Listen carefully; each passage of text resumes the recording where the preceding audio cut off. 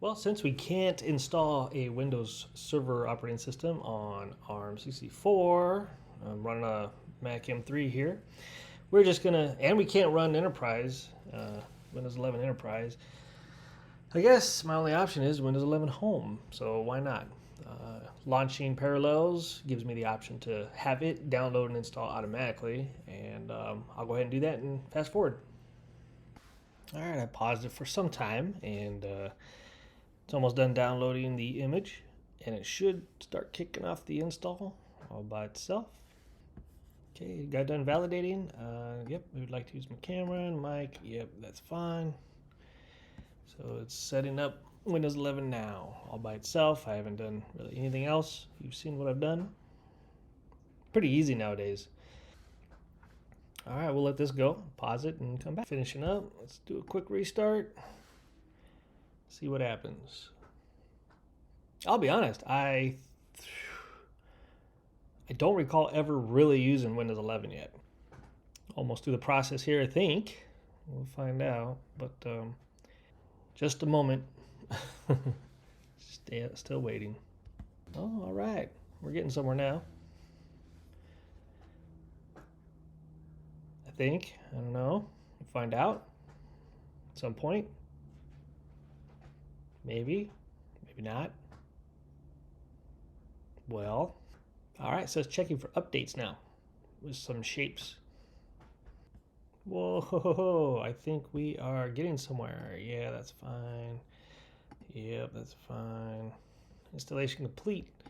Let's just close that tab and we'll just close Edge altogether. All right, so, I know you guys are probably more familiar with Windows 11 than I am because I'm usually slow to this newer stuff anymore.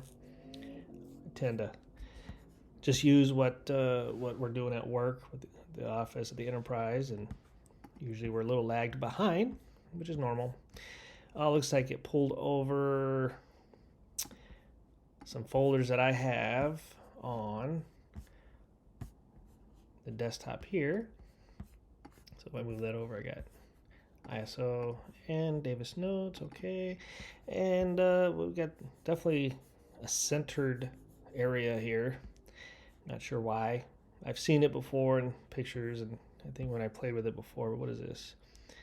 What? Widgets. All right. No thanks. What do we got? So click. All right. Yeah. Right click. Okay. All right. So do we have stuff like normal commands still work? Yep. All right. Let's see. Does CMD launch PowerShell by default? No. Who am I? All right, so my computer name is that, and my username is that. Nice. All right. If I type in there, domain, does it bring up the part where I can rename? Yep, rename your PC. All right. Well, okay. How about some Windows updates? How well does that work? Let's see. Updates. Check for updates. I'm gonna go ahead and run through getting this thing updated. I'm sure it needs some patches. And then I'll come back real quick just for a final thought. I'm just letting those updates install real quick. It's a Defender security patch and some other one in there. But so let's just look at networking real quick because I haven't made any changes to Parallels here. So we got, let's put us on a 10.211.55 with a class C. All right. And then DNS would probably be the same as that. And where's my DNS? Why am I blind? Right here. Yep, same thing. So it's the gateway. So it's probably the Parallels environment, I'm sure. I'm not doing any kind of pass through or anything like that. All right, so we got our own little network here. I think some next videos I'm going to talk about PowerShell.